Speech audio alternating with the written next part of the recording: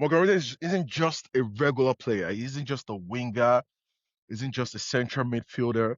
This is a player who, in my opinion, can play as a number 10, can play as a left winger.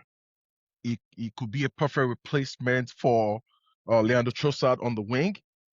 Faster than Trossard, has the ability to evade tackles. 1v1 ability is incredible. He's a system disruptor. Imagine a 6'2", I think it's 6'1" or 6'2", uh, ball carrier with a winger's feet, a midfielder's engine, and a forward's instinct to kill games. The, the Premier League is a league that is currently obsessed with structure, formation. Like people who have the ability to control defensive organization, defensive resoluteness. It's symptomatic that this is one of the lowest, who, in my opinion, can play as a number 10, can play as a left winger. He could be a perfect replacement for Leandro Trossard on the wing. Faster than Trossard, has the ability to evade tackles. 1v1 ability is incredible. He's a system disruptor. Imagine a 6'2", I think it's 6'1" or 6'2", uh, ball carrier with a winger's feet, a midfielder's engine, and a forward's instinct to kill games.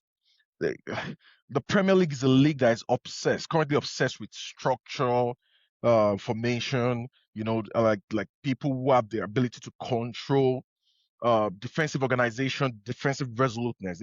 It's symptomatic that this is one of the lowest goal scoring season we've had in a very long time, the 25-26 season. It's also one of the lowest season having goals from open play. So in order for you to continue to evolve your team, I know most Arsenal fans want us to be linked to a left winger that is direct. The biggest names on that list is Skelly. I think we have Bakola, Desiree Doué, PSG's left wingers. But when you just think about it, take a moment to think about it, because I've always wanted a player like Leandro Trossard. I love Leandro Trossard. I know his limitation. I know he's not the fastest player in the world, but he's technically sound. He's secured. He's a player that he's tailor made for our system. Essentially, what you need is a faster Trossard, right, and a more physical Trossard. The intelligence on that guy is incredible. Now let's keep talking about Morgan Rogers, right?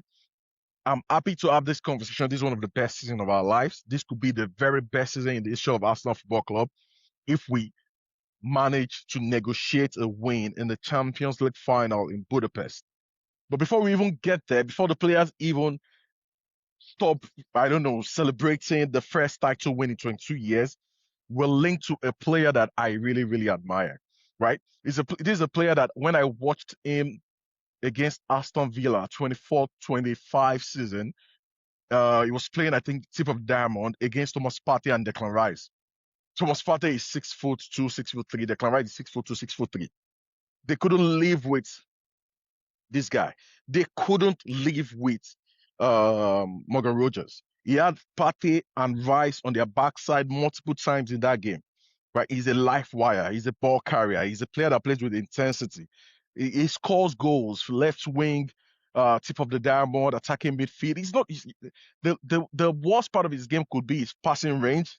It's not the greatest. You're not signing Martin Ødegaard, who has incredible pass appreciation. You're not signing a Bruno Fernandes who could thread a pass through the eye of a needle, but he carries goal threats. He tracks back effectively, which is one of the issues that we have with playing Eze on the left wing. So I'm guessing essentially Arteta is looking for a Trossard replacement. He's young, 23 years old. I think he scored 10 league goals this season, which is pretty acceptable for a left winger or an attacking midfielder in this league. I think he won the Europa League Player of the Year, which is quite impressive. He scored some pretty important goals for Villa. So I love the link to this player. I know price could be a huge subject of discussion. Is he what the value that Aston Villa is going to quote for him? I think they are currently quoting £80 million, which is a lot of money. But this is a big game player. We live in the big leagues now, right? If we could get some money for Martinelli or Trossard, right, I don't think that should be contingent on whether we purchase players anyway.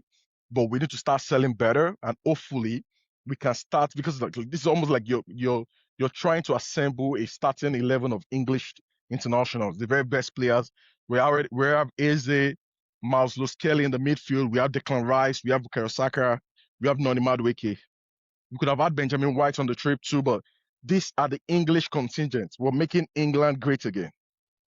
So this is fantastic news. I know it's coming from Talk Sports. I think the Talk Sport chief correspondent broke the news.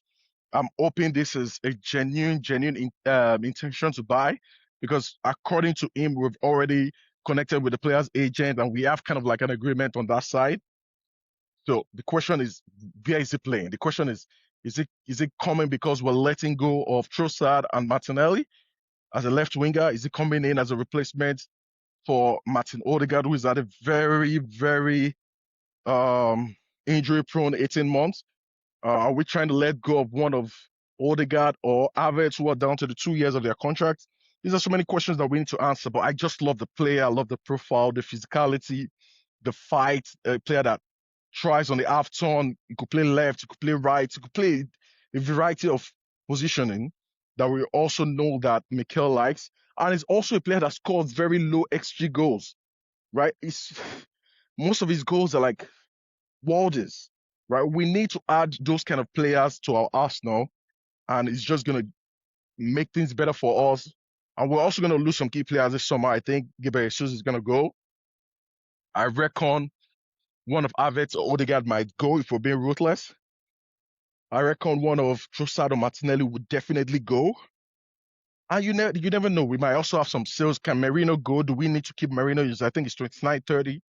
Do we need to start thinking about, okay, do we need to evolve this midfield forward? We can probably get a 30, 35 million pounds deal for Merino. If you need to move him on and get younger, better players in those positions, right? You're not going to get a lot of good players for 40 million pounds if you sell Merino.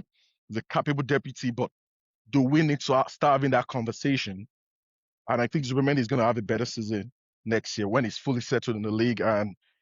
But these are players that are going to go in this into the World Cup. We need to start thinking about the strategy moving forward. But this is fantastic news. I love the player. I love the profile. And let's go do it, guys. Take care. Comment in the comment section. Like the video. Let's go have the best week of our life, guys. Stay blessed.